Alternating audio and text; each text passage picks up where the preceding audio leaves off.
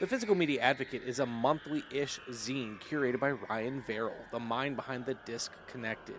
Each issue channels the spirit of the underground zines of the 80s and 90s, offering a fresh, handcrafted deep dive into the world of physical media.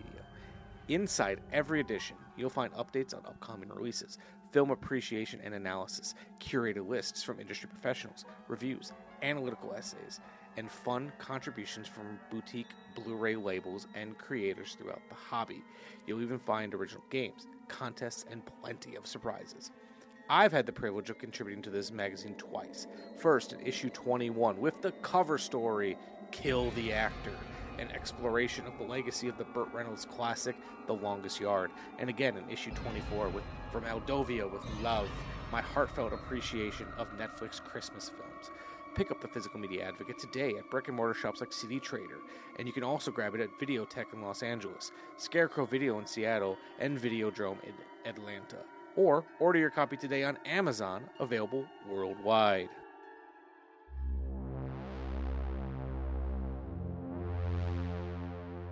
Warning! This movie podcast actually discusses movies. Be aware that it may discuss any of the following elements: endings, surprise twists, unexpected cameos, and all manner of spoilers. If this doesn't appeal to you, then why listen to a movie podcast? Without further ado, please enjoy our feature presentation, The Shameless Picture Show.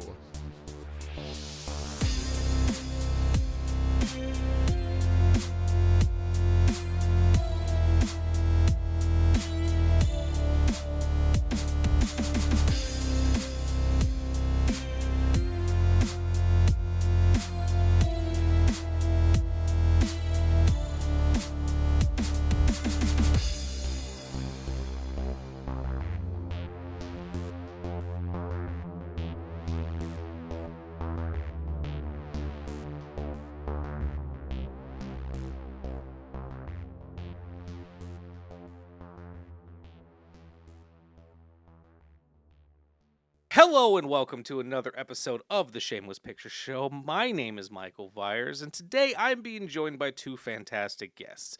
We're going to start with someone that longtime listeners will know the sultry sounds of his voice. We have returning for some Yuletide fun, one of my very best friends in the world, Nick Richards.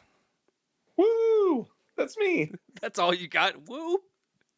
Well, usually I say my name. So I know. I fucked it up a little bit. It's fine. It's fine. All right. Let's pick it up from the last. No, you just want to run it? Okay. Yeah, we're just going to keep going. All right. But then we're also being joined by another very special guest. Today we have Alonso Duralde on the podcast. And Alonso, for those of you who might not be familiar, is the chief U.S. film critic for The Film Verdict and co-host of the podcast Linoleum Knife, Breakfast All Day, Maximum Film, and Deck the Hallmark. His books include Hollywood Pride and Have Yourself a Movie Little Christmas, which was reissued in fall 2025 by Bloomsbury in a revised and updated edition. He's also a former host for Filmstruck and has discussed films on Turner Classic Movies, CNN, and ABC, as well as in numerous documentaries. Alonso, how are you doing today? I'm great. Thank you. Thanks for having me, guys. Not a problem. So if you don't mind me asking, since I'm looking at this bio, and I was a big fan of Filmstruck when that was around. Oh, R.I.P. I know, like the Criterion Channel is great. Don't get me wrong. Sure. But Filmstruck was great because it felt like it was Criterion meets Turner Classic Movies. Yeah. And now that was, I don't, vegetables and dessert. Exactly. And while I don't pay for cable anymore, so I don't get Turner Classic Movies. It's the only thing that makes me consider paying for cable. I pay for cable only to get Turner Classic Movies. Like that's literally the last thing left. Everything else, like I could get on, Sling or Philo or one of those. But no. Although apparently, if you get YouTube TV, that's the one non-cable way to get TCM. Yes, but I don't imagine I can just subscribe to Turner Classic Movies. Oh no, you've got to sign up for the whole shebang. Yeah. Yeah, and HBO having like a Turner Classic Movies little section thing doesn't scratch the itch. I want the intros. I want the really esoteric moody commercial breaks where they will show the films but play jazz music. I want all of it. I like the insane deep cuts. Like Yeah. I love, like I miss Underground a lot, but still the things that they will pull up, either whether it's something that's being curated, like Caitlin Willow McClay and Caitlin McClay and Caden Mark Gardner, who wrote the really wonderful book Corpses, Fools, and Monsters, were just on, and they were digging up stuff like Some of My Best Friends Are and the Christine Jorgensen story, and like the things you would stumble upon maybe in the middle of the night on TCM, and providing really great background for that. But I love that, like when TCM does their Star of the Month, they're giving you everything. They are giving you the hits and the award-winning movies, and then like the ones that probably the star in question we just assume nobody ever see again. So I love that sense of completion. Yeah, and I've definitely seen some weird movies on Turner Classic Movies. And when I was really young, I had this negative viewpoint of Turner Classic Movies because like my uncle watched it all the time, and I feel like every time he had it on, he just had like some chamber piece talky movie on that at the time I didn't appreciate. Sure. But as I've gotten older, I've grown to not only appreciate those movies, but just appreciate the weirdness that is Turner Classic Movies. And I'm actually hoping the next season to have Millie DeCherico on to talk more about her curation at that time and so on and so forth. So I don't know, the fact that you were a host of Filmstruck and you've discussed Turner Classic Movies, I was like, this is one step closer to Ben Mankiewicz being on this show. So I had to ask about it. No, I believe you. Filmstruck was amazing, and it was a beautiful moment, and I miss it. And I'm glad that I've gotten to continue to do some stuff for TCM. I wrote the Hollywood Pride book for their publishing imprint, and they've had me on a couple times since the book came out to do like a night of queer films with Dave Karger, which is always fun. So yeah, I'm really glad that even if it took some leverage of Scorsese and Spielberg and Paul Thomas Anderson showing up to their offices and being like, hey, hands off. I'm glad that with all the other wackiness that Warner Brothers Discovery has been going through of late, that they have managed to keep this jewel in their crown. Yeah. Nick, did you ever hear that story? I did not. No. Yeah, so when everything was still kind of going weird with Warner Brothers, apparently at one point Turner Classic Movies was on the chopping block. They had already laid off some staff members, and film fans were unsure what was going to happen with it. So Martin Scorsese, Steven Spielberg, and Paul Thomas Anderson all showed up to the Warner Brothers office and pretty much demanded they don't touch it. Nice. And as it's still on the air, so yeah, it worked. And they committed to like doing some on-air stuff and programming. So I mean, like they didn't just sort of show up. They put their money where their mouth was, and that's great, because I think I remember the official reason of getting rid of Filmstruck is it was too niche, and it's like, well, the point of streaming and cable TV before it is that there was supposed to be a place for niche. Right. There was supposed to be like narrow casting was supposed to be a reality where you didn't have to like air the kind of programming that a gajillion people were going to watch, as long as you had a really focused, dedicated audience that was smaller.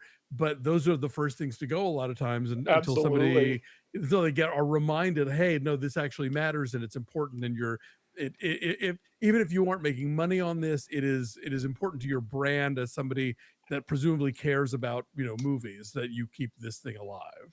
Yep. Yeah. So yeah, I'm glad that we still, like, even though I can't personally at this time support Turner Classic Movies, I try to support them how I can. I buy a lot of their books and try to throw money at them the way I can. And if they ever do make it so I can just get Turner Classic Movies, I will do that. Yes, buy tons of copies of Hollywood Pride in the meantime, and that'll really show me mean business. Yeah. It's like, I don't know, for some reason, some bookstore in Milwaukee just sold 50 copies of Hollywood Pride. Just giving them away as stocking stuffers. All right, so for those of you listening, today, so as you probably know, the the Shameless Picture Show has been doing a Christmas episode every year since we started.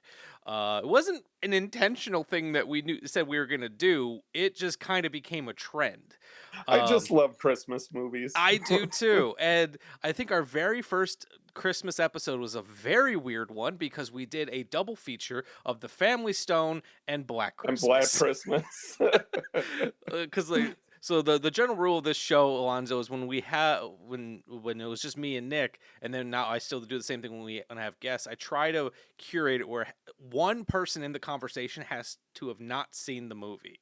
I see. So Nick had never seen Black Christmas. I'd never seen Family Stone. It was a weird double feature. If you want to give me a serial killer in The Family Stone, I think I could sign off on that. Yes, actually, I would watch that reimagining. So I like to think it's Sarah Jessica Parker's character. So ever since then, we've been doing a Christmas episode, and we've had some doozies. We've done some great classics like Christmas in Connecticut, and then we've done things like Santa with Muscles. Anything is on the table. My favorite one, though, is A Very Brady Christmas, where we had a good friend of mine who is a pro wrestler and Brady Bunch historian on the air to talk about it. Okay. But this year, I wanted to do something a little bit different. Alonso, you wrote this fantastic book and then revised it called Have Yourself a Movie Little Christmas. I don't know why I'm showing it off because no one's going to see the video for this, but I'm showing it off anyways. And funny enough, before the revised version came out, I had your original copy in my Amazon cart, and I was actually going to buy it this year, and then I saw that you did the revised version. So I was like, well, perfect. I can get that one. So once I saw that because I saw on Instagram that you were just asking if anyone had a movie or Christmas podcast that they can come on and talk about. It just felt serendipitous. Movies, Christmas, books, cultural history. Please ask me, and thankfully you did. And so the episode changed because me and Nick were like talking about different Christmas movies that we can do. I love any Christmas Carol adaptation, so I thought maybe we could do something with that. But this just kind of made everything make sense. So what we're going to do in this episode, well, first I want to talk about your book. And then the ultimate goal is to transition into a general discussion of Christmas films, what constitutes a Christmas film, and also I want to talk about the way that Christmas films have become so popular and the Hallmark and Netflix and Lifetime of it all, the formulas, just kind of have a freewheeling discussion. So before we move on to that, though, I want to ask, why Christmas? My joke answer has always been, if you ever want to become the expert in something, pick a field that nobody else was particularly interested in being the expert in. But no, I've always loved Christmas, and I've always been a movie obsessive. So it was sort of inevitable that I would kind of like pair those two things. And when I put out the first book in 2010, I mean, I don't think that Christmas movies quite occupied the space in the public imagination that they have now. It seemed like a more kind of outlier idea. There weren't really any, there were a couple other books on the subject, but they really just focused on, White Christmas and Miracle on 34th Street and like the really sort of obvious canonical classics. And there certainly weren't any Christmas like devoted podcasts or Christmas movie devoted podcasts, whereas nowadays you will find tons of that stuff. And so I kind of feel like I was maybe part of a building wave of people who wanted to talk about this subject, who get really excited about Christmas movies, maybe watch them in the off season even. But yeah, it was just kind of a subject that I found interesting, and it didn't seem like there were other books on that topic out in the world, so I thought I would tackle it. So when you first started writing this book, like what came first? Or did you, obviously you had the idea, but were you just like compiling lists? Were you writing about things as you thought of them? Did you have to start like finding the nooks and crannies that you might have missed? Like when you're writing a book like this, how did you begin? Oh yeah, I mean, all of those things happened at one point or other. I kind of started with I had been a feature writer at magazines and newspapers for quite a while by the time when I was doing the first book. So over the years, I had been tasked to do different, like write a list of I don't know Christmas movies that people don't think of as Christmas movies or Christmas horror movies or whatever. So I kind of had in the back of my head like that I knew there was enough stuff out there that would merit a whole book. That obviously just covering the classics was going to be a big chunk of it, but also talking about Metropolitan or The Lion in Winter or Eyes Wide Shut, and why those are Christmas movies was, were also going to be a big part in it. So when I pitched the book originally, I learned that you have to submit a sample chapter, and I knew that the chapters were going to be divided into categories by kinds of films, because I think what's cool about Christmas movies is whatever kind of film you like, it does butt up against Christmas somewhere on the way. So if you want to see a documentary about Christmas or a horror movie about Christmas or a musical about Christmas, like it's there. And my agent said, well, give them the kids chapter first, because that's always a big selling point. Parents are trying to find stuff to show to their kids and, sort of looking for family friendly entertainment, yada, yada. So that was the first chapter I did. So I sort of sat down and kind of mapped out what I thought would work. And neither volume of this book is in any way encyclopedic. Like there's so much stuff that I couldn't begin to try and say like I got them all, because eventually somebody's like, oh, what about Jaws 4, or whatever. And so it's like, okay, yes, I forgot that one. So yeah, it's a very subjective book. Like these are films that I either really like or at least understand that they're a big enough deal that I needed to talk about them. So for the kids chapter, for example, like I had not seen Danny Boyle's Millions, but I had heard that it was a really good Christmas movie, that it was kid friendly. So I watched that. Wait, Danny Boyle made a kid-friendly movie? He did. I know, it's shocking. People don't know that one, but it's really lovely. I had not seen Prancer.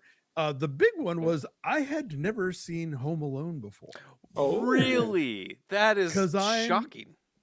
I'm old, so when the first Home Alone was in theaters, I had already graduated from college. Okay, that's so it fair. just was not a movie that was on my radar, and it became this phenomenon at the time. I was just like, all right, well, this kids movie is really packing them in. That's nice, but it was never a thing that I grew up on. So I had just never had a reason to go watch it until starting to research this book, and I was like, I guess I need to watch this now. And so I feel like I have a somewhat different relationship than the sort of generations of people who like saw it when they were 7 and it just became like, this imprinty movie that they watched a bunch when they were kids and they still love now. Last Christmas, I went to a screening in New Jersey in this big like arts center auditorium where Macaulay Culkin spoke afterwards. And it was really wild to see a movie with an audience that was that jazzed and that clearly so well versed in it. It was like going to Rocky Horror or Rocky something. Horror, yep. Like they just really were super psyched to be there. So yeah, so the whole thing of writing the book was like, I know I love these movies I want to talk about. I know I want to talk about Desk Set. It's a movie that I've loved for years and it has a Christmas element to it. But I was constantly being introduced to new movies that I did not know about. Like another thing that changed, between 2010 and 2025, when I wrote the first edition, there really wasn't streaming yet. I was still getting Netflix DVDs in the mail. You talk about that in your preface in there. Yeah. But like, I was still going to physical video stores to check stuff out. And I remember going to Rocket Video, which used to be over on La Brea. And, after about the third or fourth time where I was leaving with an armful of, Christmas Carol adaptations or whatever, finally one of the clerks was like, what are you working on? What are you researching? And so I told him and he goes, oh, well, then you need to watch The Silent Partner. Again, a movie I did not really know much about at all. I'd heard the title, but turns out, yeah, really great Christmas crime caper, So the process of doing it definitely introduced me to stuff, and it's been an ongoing process. Like there are classics in this new edition that I didn't know about in 2010, but have since become familiar with, and so now I'm very excited to throw them in. That's like I had a similar experience doing this podcast where I love these like film oriented art projects or research projects where you end up kind of, it's impossible not to end up in these little communities where there are other people who are so passionate about film that they're throwing you these, like, oh, have you ever heard of this one? Have you ever seen this one? And Right. it's an opportunity to break out of that, like, algorithm bubble of, well, you've liked this, therefore you'll like this. Exactly. Yeah. No, I'm sure for the theme of this podcast, where it's all like we're seeing something for the first time, I'm sure all of the but have you seen, comes out of the woodwork, Yep. Yeah, no, absolutely. And it's daunting, but also still exciting that there's so much stuff out there that I'll just never be able to see everything. I read an interview with Peter Bogdanovich that came out in the mid 70s. I think it was like when he was promoting At Long Last Love, and they said something like they had a round number of like how many Hollywood movies had been made at that point, and like how many of them Peter Bogdanovich had watched. And I thought, oh my God, that must have been like the last moment where it was even remotely Achievable.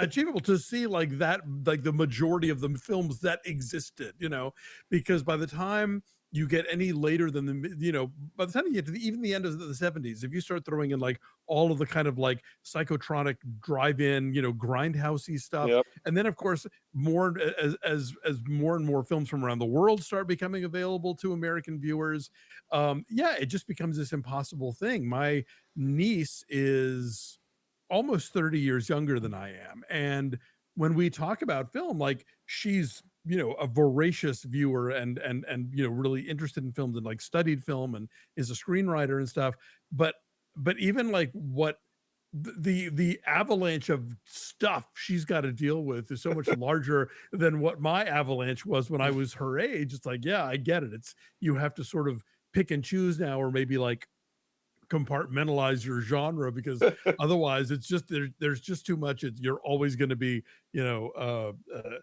some movie I saw, they said recently, you're fighting a swamp with a teaspoon. Yes. Yeah, I remember hearing on a podcast at one point that film critic Drew McWeeny was talking about when he was doing his 80s All Over podcast, which, Nick, I don't know if you're familiar with this podcast, but the concept of it is to watch every major released film in the 80s month by month. Oh, wow. And I think he talked about where at the early part of the 80s, he's like, okay, this is relatively doable. But then he said around 1985, it just drastically went up, the amount of movies, and it's just been growing every single year since. You could kind of map it on to the change in technology. You can see the VHS cassette, I was going to say the cinema cameras, and a lot of these sort of smaller companies that happened because of home video. Yeah, your Vestrons and your, like, I don't know, not New World because they'd been around, but like there were a lot of smaller companies that there was a moment in the 80s where you could make a movie and your entire budget would be the pre-sales of the video rights. Yeah. But then unfortunately what happened was there were so many movies on video that nobody wanted to rent, that well dried up, and then it killed a bunch of these companies, the like Film Dallas and these little indie distributors that were Cinecom, that were happening these. But yeah, you're right, it's tied to technology. And so I'm the amount of distributors increased, and so of course the amount of movies increased. So yeah, it good luck on them, trying that's just one of those projects you hear about, you go, that's really cool, but oof, yeah, glad it's not me. That's just too much. Like I create little projects for myself, and I had realized that the filmmaker Steven Soderbergh was kind of a blind spot for me. So I was like, okay, I'll start working through his films, and I looked up how many films he's made. I was like, oh, well, shit, this is gonna be kind of big. It's not like saying, oh, I'm gonna dig into this Terrence Malick guy. It's like, no, Soderbergh is he likes to be working. Yes, he does. But one thing I wanted to touch on with your book is that I love about it is, well, one, I also like that you kind of gave me a little roadmap, because I myself had decided that for the 10-year anniversary through this podcast that I wanted to write a book, and the plan that I had made for myself was very similar to your plan, how you wrote this, like where have create a sample chapter and things like that. So I'm on the right path, so I feel good about that. But what I like so much about this is because I feel like a lot of cinema fans, we all like reference textbooks. We like books that have, bunch of movies listed in it and a little blurb. Like I love Leonard Maltin. He's my guy. Yes. He's one of my dream guests on this show.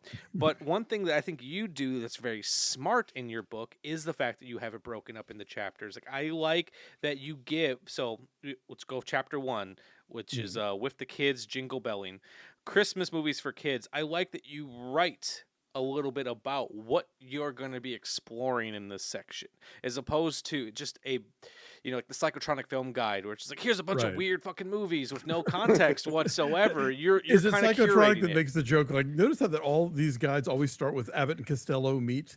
Yes. So I appreciate that you give that information. You give some context, so then it feels curated. It's not just here's a bunch of crazy Christmas movies, because you probably could have done that. But well, I mean, I think the thing is, like, they're all Christmas movies, so they're all already kind of in a kind of subcategory for a lot of people. So then you have to sort of parse out what the subcategories are inside of that. And then you also touch on some films that I really like. Like I love that you have the holdovers in here, which was kind of a fantastic word of mouth on that film. Like it started off in theaters, and I heard a couple people talking about it, but it just kept steamrolling the longer it was in there. You had the documentary "I Am Santa Claus" in there, which I also really love. I appreciate you gave some love to Frederick Wiseman, which my buddy Andrew is one of the biggest Frederick Wiseman fans I've ever known. So he's gonna be ecstatic that we are name dropping him on the podcast. So. Yeah, no, I was thrilled to be able to talk about that one, and it's funny.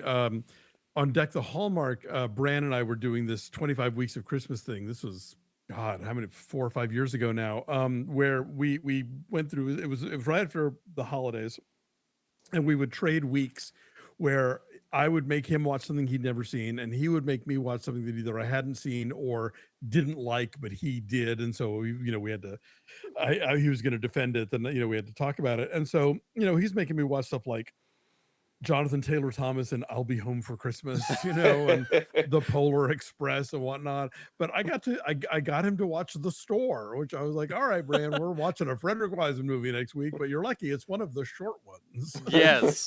Just a little aside, my friend Andrew, I told him that Frederick Wiseman was a filmmaker that I was familiar with, but I had not had a lot of experience, because it was also kind of hard to see his films for a little while. Now they're all on Canopy, which is great. And he's getting a new box set coming out too. Yes. But like Andrew is such a big diehard. He was like ordering like DVD-Rs from Frederick Wiseman's website that he just burned himself. And so when he told me, he's like, I want you to come over and watch one of his films.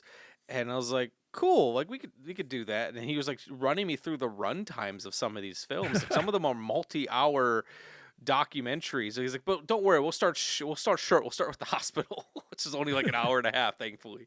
But yeah, I mean, look, I love Ex Libris and City Hall, but the Store, I think, is a really good place to start, because it's under 2 hours. And it's also, I mean, it's about the Neiman Marcus flagship store during the Thanksgiving Christmas season of 1982. And who doesn't want to watch that? Like, honestly, I do. Like, it's that sounds, I love little snapshots in history. And then, so as I said before, me and Nick have been doing this podcast for a while. And I feel like over the span of 9 years, me and Nick have waxed philosophically quite a bit about what constitutes a Christmas movie. And I know for myself, my definition has changed over time. I actually have a list on Letterboxd that I constantly refer back to. Originally it was titled Stealth Christmas Movies that aren't technically Christmas movies, but feature a tree in the background so I can count it, like something like Trancers, which actually is in your book. Funny enough. Yes. No, Um, Transfers has a punk band playing Jingle Bells. Like, come on, yes, it's not just one tree. fair enough. But that was gonna be where I wanted this conversation to start. Is in your mind, what constitutes a Christmas movie? I'm not really doctrinaire about this. Like, apart from being very clear that Die Hard is a Christmas movie, and I will brook no discussion otherwise, I don't, I'm pretty easy, like if it's set at Christmas, if Christmas somehow matters to the plot, I think it's a Christmas movie. And, if it's not one for you, fine, don't watch it, but I think that there's no hard and fast rule. I mean, some people are like, oh, if we don't talk about, the meaning of the holiday, or if we don't have a scene where, I don't know, a tree gets lit or something. I think that in the broader sense, much of what we think of as what we want to see in a Christmas movie is, I think, very much out of, Christmas Carol and beyond, is the idea of the redemption arc, the idea of characters discovering their best selves, characters reaching out to family or community and kind of becoming part of, that family and community, as after maybe some period of there having been friction or separation. Um, I've always joked that Ebenezer Scrooge, George Bailey, and Kevin McAllister are all kind of on a similar arc. Yeah. They're angry about, where they are and what they have. They're given this glimpse of an alternate, version of their lives, and they come to really appreciate, the people around them. And so, I think when people talk about Christmas movies, very often that's the story they're looking for, or some version of that, whether it's, um, James Caan learns to believe in Santa Claus, or Natalie Wood learns to believe in Santa Claus, whatever, whatever the version of that is that you find satisfying. Protagonist learns to. Yeah, there's a lot of different ways to go with that. But Eyes Wide Shut is absolutely a Christmas movie. I only just recently, I don't know how I missed this because the guy made it like 12 years ago, but somebody made a supercut of every Christmas tree in Eyes Wide Shut. And there's so many of them. There is a Hallmark movie level of holiday decor in your face in that movie, in every scene but the orgy. And Kubrick knows what he's doing, and clearly did it on purpose. I have not seen Eyes Wide Shut since it came out, but when you said that in the beginning, I'm like, do I remember the same movie? I think I need to rewatch Eyes Wide Shut. Yeah, no, believe me, you go back and look at it, you're like, oh my god, there's so much Christmas in this movie. And I think that a thing that you find filmmakers doing with Christmas is sort of like this pure white sheet. It's a pure white snowdrift.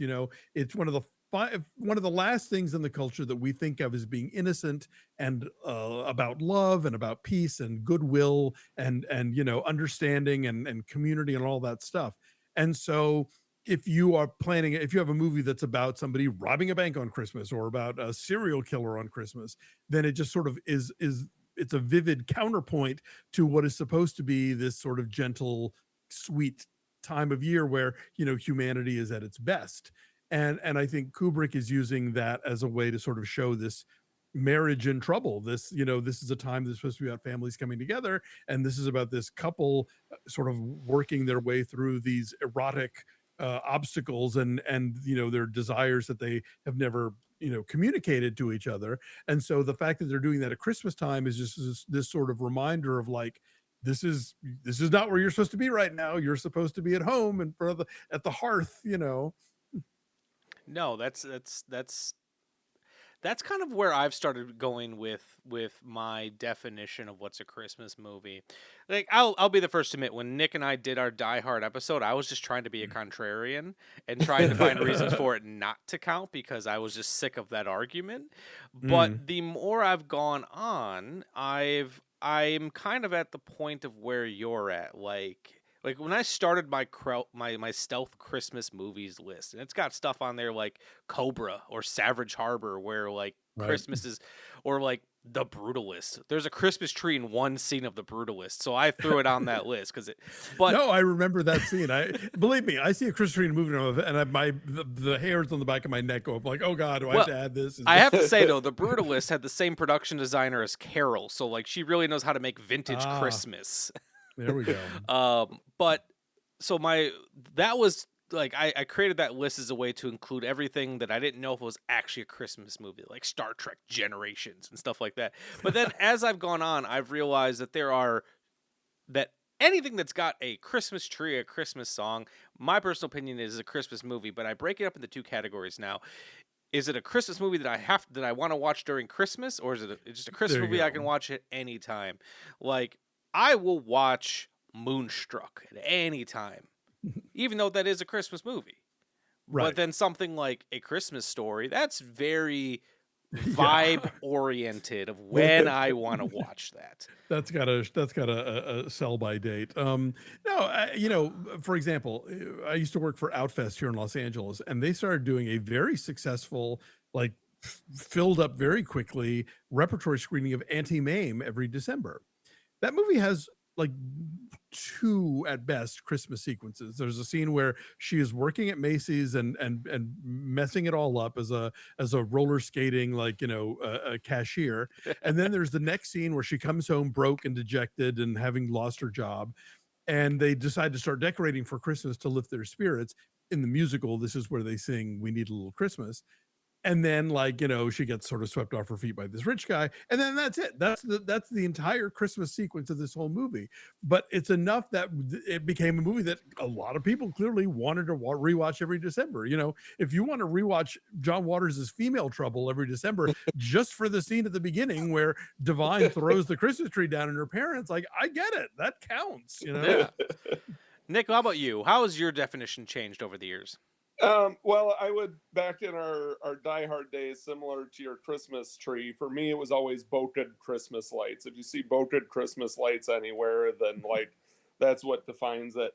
Alonso, I really liked what you were talking about, the redemption arc and the family association. And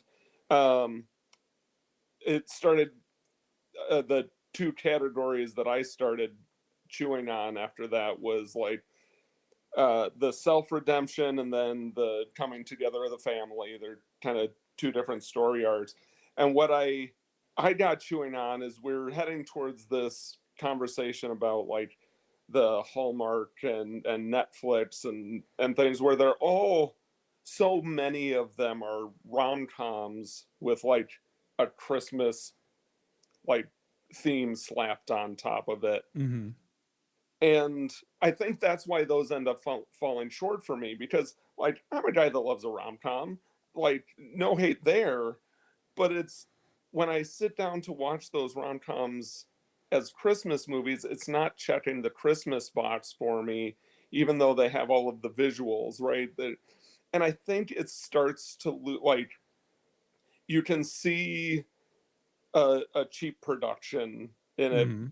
Not because they're people with passion that are trying to, they have this movie that they have to make, but it starts to feel more and more like the studio going, well, there's this segment of people that we could get our views up on if we target a Christmas movie towards them.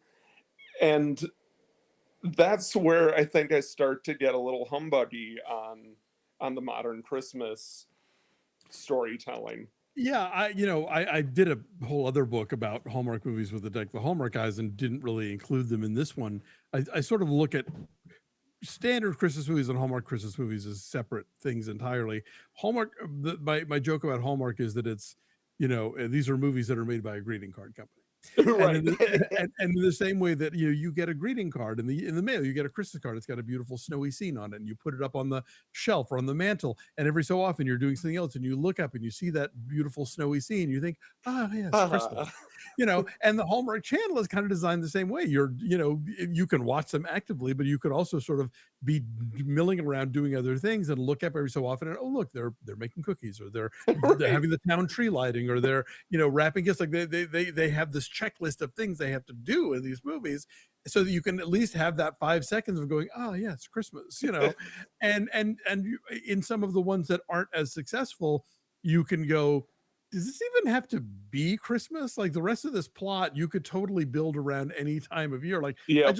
I watched one last night about a glass blower, a novice glass blower who like winds up getting to work for her like idol, who's kind of embittered and worried about criticism and whatnot, and like it barely feels like it needed to be a Christmas movie, and it barely feels like it needed to be a romance. Like there's a love story in there that is so tacked on. These two people have barely spoken the entire movie, and then they kiss at the end. You're like, well, this is a movie about the artist, the glass blowing lady. Like, who cares about this other stuff?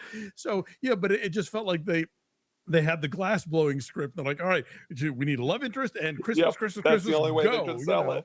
But I think they're the better ones, though. At least it feels more baked in. It feels like it's part of why we're all here. Right. Yeah, like, and funny enough, so like I just recently wrote an article for a magazine called The Physical Media Advocate about my fondness, even though I don't rate a lot of them very highly, but my fondness for the Netflix Christmas cycle and their whole weird shared universe thing. And I do talk about the hallmark of it all, because you can't really talk about Netflix without talking about the groundwork that Hallmark laid. Right. But then you're absolutely right, though. Like when Hallmark first started off doing these things, it was, they had been involved in entertainment for a very long time. And it was always to sell cards. They would produce original movies for every holiday for like ABC or NBC, whoever wanted at the time, as a way to sell some more cards. But then and Hallmark Hall of Fame was like classy TV. Yeah. Like they won an amazing number of like Peabodys and Emmys. And I mean, you look at that period of their, like the stuff they were sponsoring. This was like the original version of The Piano Lesson. Before there was a Netflix version, they did one for Hallmark Hall of Fame. Like just, Sarah Brighton Tall with, Glenn Close and Christopher Walken. Like this was as prestige as network television got, was the Hallmark Hall of Fame. Yeah. Now, of course, we think of Hallmark as being a very different kind of television. Yeah. Yeah. No, it's there. As I was researching this piece, I just felt their history was very interesting. Also was shocked when they started the Hallmark Channel, was them and Jim Henson Company went in on it together, which I thought was really fascinating. And then, like you said, it's kind of become this business now, not just for them, but for Lifetime, for Netflix. And I watched The Princess Switch for the first time last night, and as you were talking about this glass blowing Christmas movie you watched, I was sitting here thinking, why did the Princess Switch had no reason to even be during Christmas? I was thinking about the entire plot and like, yeah, the baking competition does not have to be tied to Christmas. Why does it have to be Christmas? And I've been sitting here trying to thinking about it. It's like, what was the Christmas element? And I gun to my head, and I just watched it last night. Granted, I was a little under the influence, but I watched that and the sequel last night, and I was like, man, I have no idea why this has to be during Christmas. I'll tell you, 3 is really fun if you're getting to that. Oh, at this point, I've watched 1 and 2. Although I have to say, just a quick aside. So Netflix, their whole thing for some of their films is there's this shared universe amongst them where there'll be little bits and pieces and connective tissues, characters are popping in and out. In Princess Switch, there's this really amusing scene where these two characters are like, let's get under a warm blanket and watch a Christmas movie. So they're going through Netflix and they choose a Christmas Prince, their first big one. But then what's really broke my brain last night is in the sequel, the Christmas Prince and his wife are characters. I was like, yeah, they show up at the wedding of the Princess. So I was like, was that a documentary? Yeah, I was like, is it a scream stab situation? Like, was this a documented historical event that they made a movie about? And it nearly broke me. I'm not gonna lie. That's like the whole thing about how they talk about Gilmore Girls as a show on Sopranos and Sopranos as a show on Gilmore Girls. I never knew An that. Ouroboros of Yeah, totally. Yeah. film No, world. but yeah, they had this whole like, oh, we're gonna wink and nod and sort of reference ourselves, but they didn't decide how to do it. So yeah, in the first movie, she's watching a movie about them. In the second movie, those characters are in her world. It's like, oh, okay. Now the thing about, I mean, like, I think that Hallmark, was trying a bunch of different stuff. It really wasn't until about like 2014 that they really sort of landed on this formula Mhm. that was massively popular and that has kind of dictated everything they've done ever since. Was the literal sort of like big city lady goes to small town, yada yada yada. And they switch that up from time to time and do it in different ways, but that became the coin of the realm, because of the success of this movie. Oh God, it's one of the Candace Cameron Bure movies. I forget what it's called, but anyway, the one where she goes to Alaska and falls in love with Santa's son, basically. But Was it Santa Jr.? Sounds vaguely familiar. yeah, so it's a Christmas. I don't remember. Nah. Anyway, but that I think the onslaught of Hallmark movies, and then yes, the wave of imitators from Lifetime and Netflix and BET and Up and whoever else. Like I think that's even though I think those are sort of operating on a separate plane as Christmas movies, I think they have put Christmas movies more at the forefront of people's minds at this time of year. The Christmas movie itself is a phenomenon that was built by television. Miracle on 34th Street and Christmas in Connecticut came out in the middle of summer. Like they were not tied to the season in any way. In fact, Daryl Zanuck, when he was running Fox, specifically didn't think enough people went to the movies at Christmas time and made it a point that they not, release Miracle on 34th Street during the holidays. So it's not really until TV happens and like programmers are having to fill time and are like scheduling old reruns of Christmas in Connecticut and Christmas Carol adaptations or whatnot to kind of fill the days in December, that people start thinking about, oh, it's Christmas time and now I'm going to watch a Christmas movie. It's going to be this cozy thing I do at home. That's where that all starts. And then I think that the next big historical impact thing is Hallmark becoming this phenomenon, becoming this like ratings juggernaut for a dying cable television industry, and spawning these kind of knockoffs. And that kind of reminds people how much that for a lot of people Christmas movies become part of how they celebrate the holidays. I started watching Hallmark movies because I just got really depressed during the 2016 presidential elections and just needed something that wasn't the news to watch, and I think on that level they deliver. They are this TV Xanax, that's very relaxing and calming and soothing. And so it's not cinema, but it's, pleasure. That hits on something really interesting. So until very recently, actually, tomorrow's my last day. I've been working for an arts nonprofit that does a lot of music performance stuff. Mhm. And coming out of COVID, we noticed in the industry this trend of people really only wanting to go see tribute acts.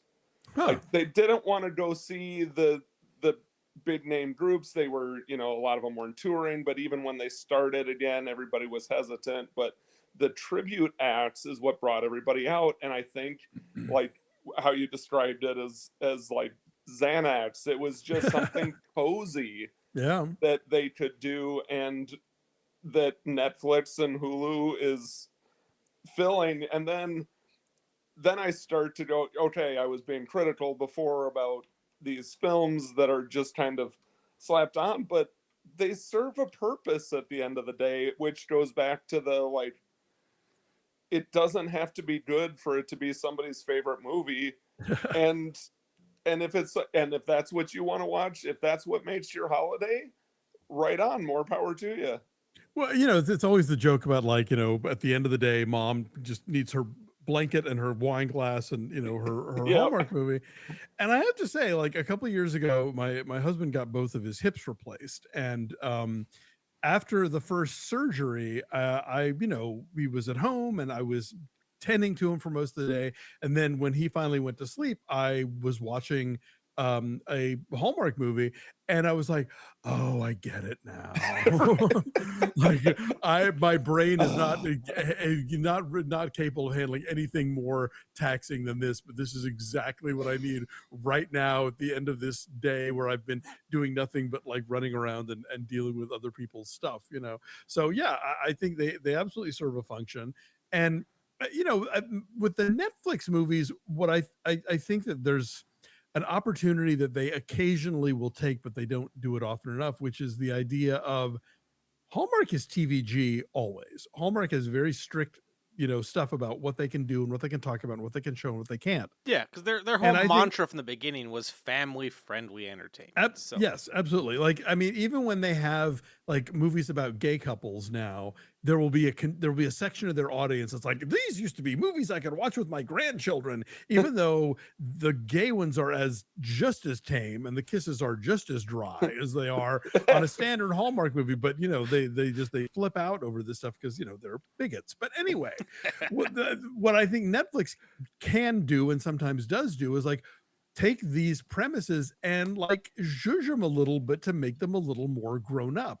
And I'm not saying they have to be like smutty, but well, the idea of like these couples in Hallmark movies that don't kiss until the very end, at least in a Netflix movie, if you're watching something like Holiday, it's like, no, they're gonna have sex. Yeah. And then, like maybe deal with the repercussions of that or whatever, but it's on the table, Yeah, or like there was one I watched last year. It was called The Merry Gentleman, which is Yes, good essentially like example. the Full Monty or Magic Mike, but as a Christmas movie. And they decide to do a stripper review to help save a small town bar. And I was like, oh, and it was also the same year of something like Hot Frosty. I'm like, okay, Yes. they're Yep. pushing it a little bit. And the screenwriter who wrote Hot Frosty, he knew exactly what he was writing when he wrote that. And he's actually a Hallmark vet, like Russell Hainline. He's done like the Santa Summit and a bunch of stuff. But yeah, like both of those movies, I thought, okay, Netflix gonna get a little spicy. Oh no. The strippers in The Merry Gentleman keep their pants on. Yes. And they don't even do crowd work. Like, I don't know how they're supposed to be making any money for themselves, let alone the bar, because they come out, they dance around, they take their shirts off, and adios. I'm like, That small town this is is doomed. this is not how any of this works, And I thought, come on, Netflix, like you could air The Merry Gentleman with 0 cuts on Hallmark, and it would be fine. Yes. Because Hallmark did finally break through to the dudes without their shirts on, layer that they were not passing for a long time. But that seemed like a perfect opportunity to like go do something a little bit more risque, and it's so tame and so safe in such a way that it subverts what the movie's even supposed to be about, that it's like, well, then why is this on Netflix? You could have just Lifetime could show this, Hallmark could show this, like, yeah, even if you like had this movie that was this tame and then you make the deal with Netflix, you're like, okay, well, reshoots time, we need to I gotta throw in a little G-string action now. Yeah, like that's like, I think the Netflix cycle, which like I keep, like I said, we have to keep, you can't talk about Netflix without talking about Hallmark. Like Netflix kind of took that Hallmark formula and ran with it, but not enough. Like I think they work best when they are hyper aware. Like I think that's why I think that's why something like Hot Frosty caught on with people so much, because the film knew what it was. Like all these movies know what they are, but Hot Frosty was trying to comment on that a little bit, and I think that's when these films personally work the best for me, when they are playing within the confines of what makes these movies work or not work, depending on your taste for them. But your tongue is in your cheek the entire time you're making it. And obviously we've been talking about this topic for a little bit. Nick, what inspired you wanting to talk about this topic? Because like we've been doing Christmas movies for a long time. We've actually surprisingly never tackled one of these. Yeah. So, since I was very young, watching Christmas movies, no matter how bad they are, 9 times out of 10 will bring me to tears at the end. But that it is a pattern I saw, and it's for the reason that Alonso, you were talking about earlier, about that, like that connection back to family, that connection back to The community. something between the individual and what they were disconnected from, Mm-hmm. that hits in so many of the Christmas movies that I grew up with in a way that I couldn't get from any other kind of storytelling. I have a very, we'll say, intense relationship with It's a Wonderful Life, where it was my favorite movie for a very long time. I would watch it year round. It got me through some hard times, but then as I got older, I'm like, oh, wait a minute, that Jimmy Stewart's character is kind of an asshole in a way that I never saw when I was a kid. So, my relationship with that movie evolved too, but it never fails, even if I'm just passively watching it, when they get to that end scene, waterworks, Frankie darling. Oh yeah. Um, and my curiosity with Christmas movies is, why is that? Why am I so susceptible to that? Why does it speak to me so deeply? And as this surge of Christmas content is now like releasing like a fire hose every year on streaming services, like the rate at which a Christmas movie will impact me like that is going down. Mm-hmm. But there are still plenty of good ones that do. And I have just this intense, again, there are bad Christmas movies that get to me, and there are good ones that don't, but there is something about them in there that I'm deeply curious about why I respond to it that way. I mean, I think again that there is something about this notion that it's the magic of the season itself that will somehow inspire people to have that 5-minute conversation that they've just never had with, the neighbor that they've been feuding with, or the Right. family member they aren't talking to, or whatever. And I think we all have those unresolved things in our lives of like, oh, I wish I knew why this person, ghosted me, or why like, we used to be so close and now we barely talk, and what's that about? And you think like, did I do something? Did they do something? Are we both, and so I think there's a very deep-seated desire in a lot of people to sort of have that revelation and be able to do the thing that allows you to move past, whatever that impasse is that's getting in the way of your relating to other people. And Christmas movies, I think, really deliver that kind of story with a real flourish. Yeah. Yep. Like I said, I did a whole book that was about Hallmark movies, but I do have quite a few Netflix titles in this one because, like I said, I think Holiday is really great and funny. I enjoy that one. Yeah. Yeah. Let It Snow, I think, is a really good. Let It Snow was good. I teen movie. I liked Love Hard. Love Hard is fun. Yeah. Yes. It's not a. And then I'm sorry. Go ahead. No, I was gonna say this one's not a Netflix movie, but Nick, this is a more recent one that I did have a big emotional reaction to. It was on Hulu called Happiest Season. Oh, so yeah. good. That one made me cry. Yeah, that's and it was also really funny. It was also just really funny too. And that was supposed to open in theaters, but it was 2020, so it wound up premiering on Hulu instead and doing really well there. But I did get to see that projected last year for the first time, which was very exciting. Yeah, and the director was there, and Kristen Stewart, and a bunch of cast members, so that was really cool. But then, I think Netflix is also making some really good stuff for kids. Like Klaus is great, and I really like Jingle Jangle. And Jingle Jangle was really good. Yeah. The Christmas Chronicles movies are fun. So, they kind of are, casting a net in their Christmas stuff. Even their series, they have a Norwegian series called Home for Christmas about. I saw a couple episodes of that. I love that show. We're about to get season 3. I'm so excited. Is this woman who is like, she's the youngest of like 3 or 4 adult siblings, and every year at Christmas she's stuck down to the kids' end of the table because she's the only one who's not married. And so they all gather on December 1st for some, other kind of holiday event. And she says, "Oh, and by the way, when we have Christmas dinner, I'll be here with my boyfriend." And everyone's very excited, and it's a whole thing. It's like, and now she's got 24 days to find a boyfriend to bring with her to this dinner. She And it's needs just a holiday.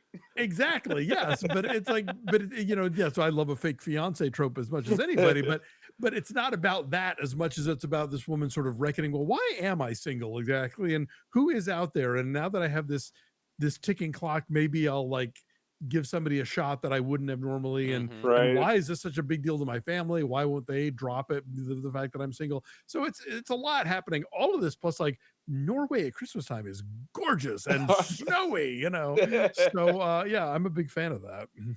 Yeah, that one I've never even heard of, so I'll have to.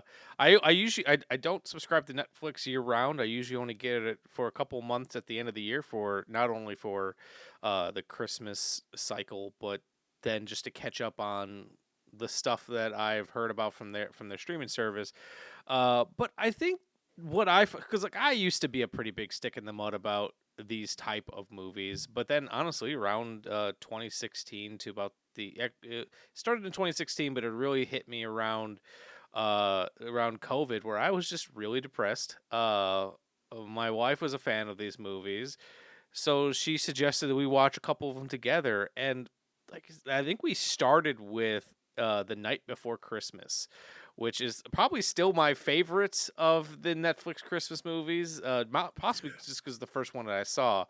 The Night with a K, right? Yes, The Night Oh, yeah. Before Christmas. That one just really stuck with me. And it's kind of going back to what you were saying, Nick, where the movies don't always affect you in the same way that they used to. But I almost feel like it's this untapped vein where there are gems here. I just have to dig to find them. It's like going through the $5 bin at Walmart. I don't know what I'm going to find. If but only there was eventually- a film book that somebody had written that would point you to the movies that are the most worthwhile. What's the name of that book again, Alonso? Have yourself a movie, Little Christmas. Yeah, and it's again, this is all super subjective, and is your favorite film might not be in there, and I apologize in advance.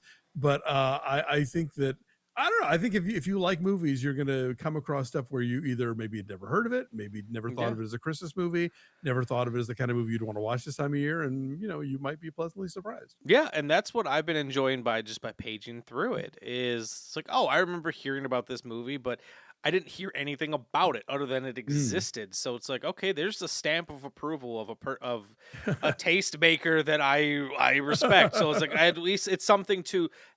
As a way to move it up the list a little bit. Like a perfect example, Arthur Christmas. I never had anything against it. I just hadn't heard anything about it other than it was a movie that existed.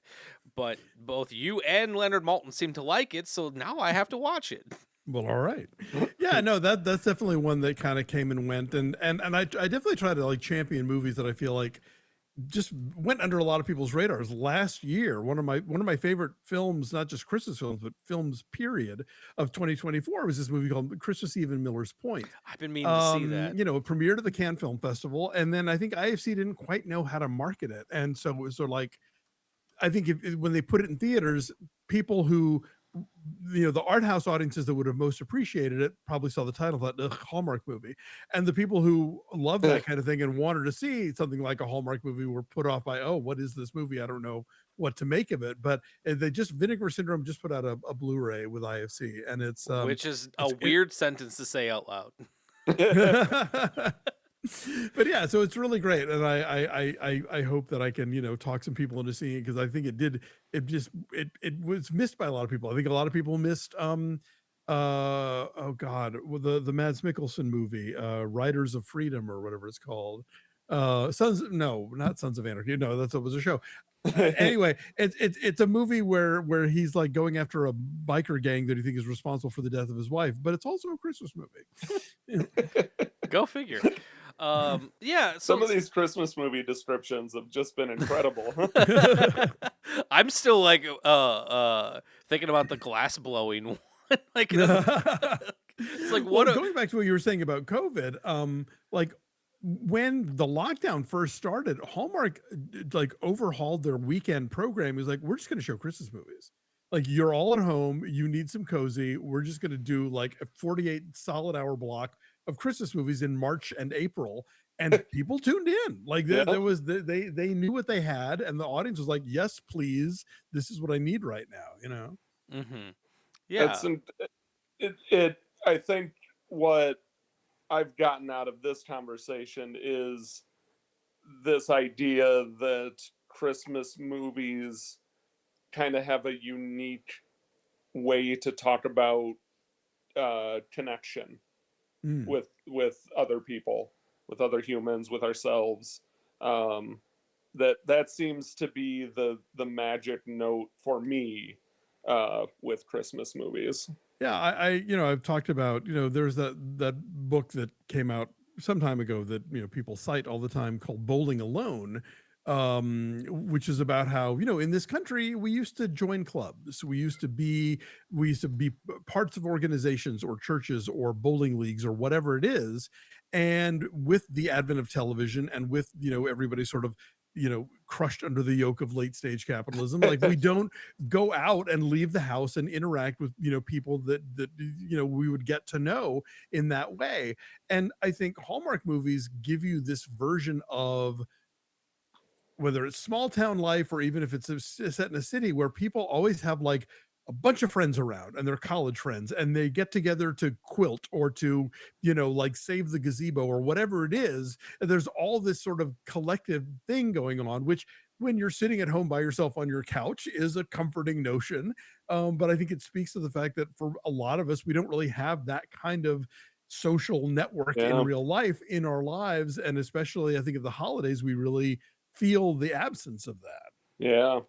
Like I watch these movies and I think because like my family's gotten pretty small. Like I've got extended family, aunts and uncles, but they're people that I'm not really close to. My father passed away years ago, as did my brother. So at this point, it's my wife. It's me and my wife and my mother. But I'll look at the connections that are in these films where it, something like I just watched a movie just the other day. It's one of Netflix's newer ones for this year. It's called A Merry Little Xmas. And Alicia Silverstone. And it's about this couple that's going through divorce, but they are still connected to each other because of conscious uncoupling. Yes, exactly. And they they still share his dad's because they all still get along and they still have these traditions.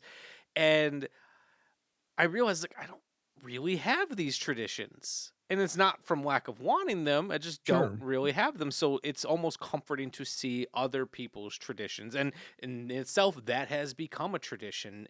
My wife and I will get Netflix this time of year every year just so we can catch up on the new couple Christmas. I don't want to say couple. They actually release metric fuck ton every year now. But we try to catch up on it, and especially because Netflix has gotten so expensive, we can't keep that year round. Well, I'll tell you, if you really want to go buck wild here, Hallmark Plus, which is Hallmark's streaming service, just announced they're doing a 3 months for 99 cents deal because they want to suck you in. So like that is a sweet deal, and they have pretty much almost every single countdown to Christmas movie going all the way back to like 2010 or whenever it was that it started. And like and you can actually find it in menus broken down by year. So go. So how much did they pay you for that advertisement? No, I've been telling people because like it is a fantastic deal. It's a wacky offer, and I think if you ever wanted to get Hallmark Plus, it would be for this time of year. Absolutely. And they even do, how in the Criterion channel they have Criterion 24/7 when like I can't make up my mind, I'm just going to see what's on. They have an ongoing Christmas channel where they just play things, And so if you're overwhelmed by choice, you can just tune into whatever's on at that moment. Perfect. Now that we've been overwhelmed by choice, we're moving back to push model platforms. Yeah, there are just a lot of whatever you got. Yes, we killed cable only to bring back cable. Yep. I know. And then I'm at the point now where I'm just canceling as many of them as I can and just going back to watching discs and stuff in the library. Yep. All right, so as we start wrapping up a little bit, Alonso, like, so there's a lot of fantastic picks in this book. Thank you. But if you had to leave our listeners with one movie that you'd recommend them see,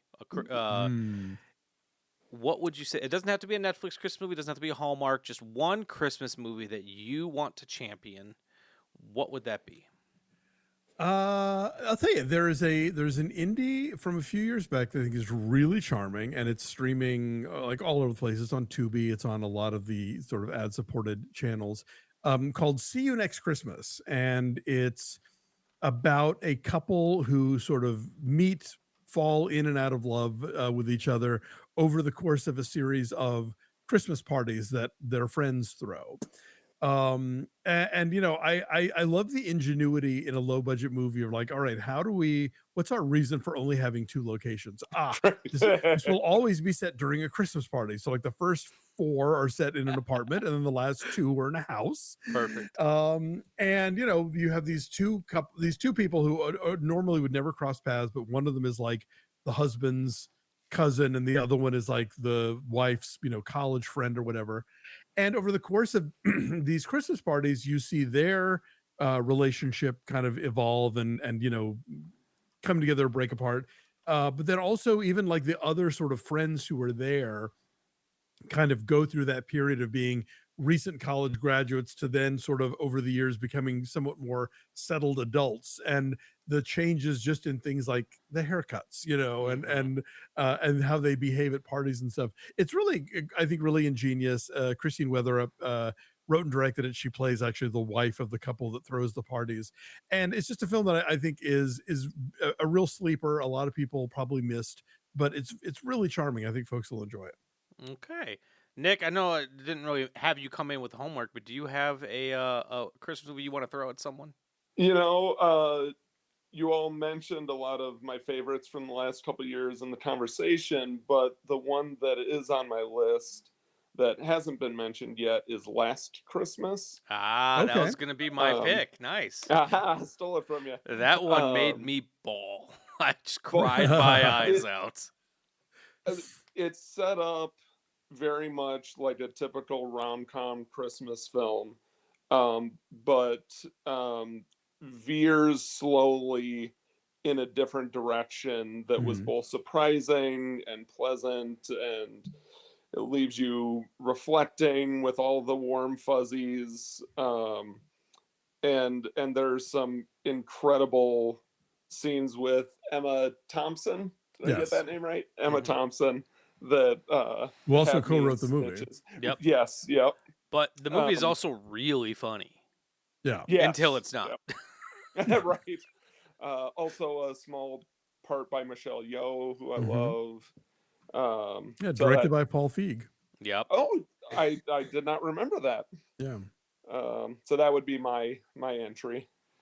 All right. Well, since Nick took mine, I will go back to one that I did. I'm gonna give 2 technically, but I'm gonna go back and highly recommend that everyone watch Happiest Season. It's probably one of my favorites that I've seen in the last couple of years. And then there's a line with Daniel Levy at the end that just me and my wife will just quote out of context all the time when he's trying to seem really butch and masculine. He just the guy and goes, "Weights, huh?" And we just quote that all the time.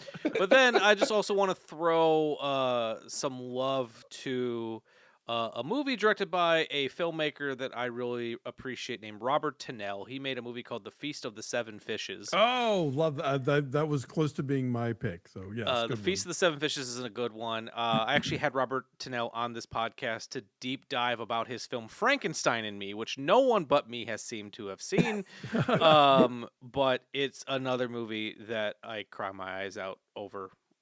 Weirdly enough, but. So those would be my 2 picks, would be The Feast of the Seven Fishes or Happiest Season. And crazily enough, I think the best Hallmark holiday movie is actually a Hanukkah film, a comedy called Round and Round about it's kind of a Groundhog Day where a magical dreidel makes a woman live the seventh night of Hanukkah over and over again. And it's really smart and really funny and clever. And it doesn't feel like a Hallmark movie when you're watching it because it's so witty and just beautifully put together. Perfect. All right. So Alonso, if someone wanted to gift the love of their life or friend or parent a copy of Have Yourself a Movie Little Christmas, where could they find that? Oh, it's available wherever books are sold. Although I'm learning in this day and age that unless you are, Stephen King, to send people to the internet because like I love a brick and mortar bookstore. Don't get me wrong, but I don't find myself in them all that often. So if you have a place online that you like to buy books, bookshop.org is lovely, but there are a lot of other choices out there. Feel free to snap it up, get the red cover version. It's the new one. And yeah, I hope it does make a great gift. It's also a good gift to just have around the house during the holidays and maybe even after. All right, perfect. Well, Nick, I was going to ask I usually ask people where they can find him on social media. You can't be found. So if someone wants to send Nick a letter, send it to me, and I will get it to Nick. My carrier pigeon. Exactly. We used to joke that because John Waters doesn't have a way to contact him. If you want to send him fan mail, you send it to a comic book store in Baltimore, and then they will give it to him. So we used to joke that that's how you'd get a hold of Nick. Just send it to a comic book shop. I'm sure he'll get it. Any comic book shop. Yeah, any comic book shop. Just make it to Nick. Every single one. Yes. On a weekly basis. They know Nick. Yeah, everyone knows Nick. And then Alonso, where can people find you and your work? And follow-up question: do you have anything coming up that you want people to know about? Sure. Well, I'm at a Duralde on Blue Sky, Alonso.Duralde on Instagram. I'm generally really easy to Google. And I have a bunch of screenings coming up in December that I'm really excited about. I'm introducing a screening of It's a Wonderful Life at the Gardena Cinema on December 4th. I'm going to be at Christmas Con, which is a thing in New Jersey, the weekend of December 12th. I am screening I'm hosting a screening of something, I'm not sure what yet, at the Alamo Drafthouse on December 17th. I'm hosting a screening of Remember the Night in Palm Springs on December 19th, and finally hosting a screening of White Christmas at the Aero Theater in Santa Monica on December 22nd. And I will be signing and selling books at all of those functions. So if you are in the Southern California area and you want to get a book, or if you're at ChristmasCon in New Jersey, I will be happy to sell you one and autograph it. Well, that's perfect. And if you ever find yourself in the Wisconsin area, let me know. I'll buy you a coffee. You'll be the first to know. All right. Well, thank you everyone for listening. This is going to be our final episode of the season. So I hope everyone has a wonderful and Merry Christmas, and hope you guys come back for season 10. We've got some really great stuff planned. Nick, originally this was going to be the 200th episode, but I decided against that, and I decided that our first episode back will be 200. I've got something planned. I don't know if it's going to happen yet, but I'm really hopeful. But yeah, we wish you all a very Merry Christmas, and we'll talk to you guys next year.